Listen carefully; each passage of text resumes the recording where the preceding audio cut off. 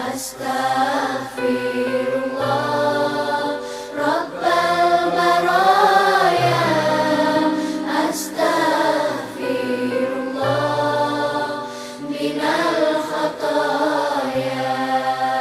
ربي زدني علما نافعا ووافقني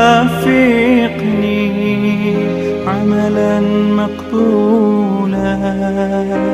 وواسع لي رزقا طيبا، فتوب علي توبة نصوحا.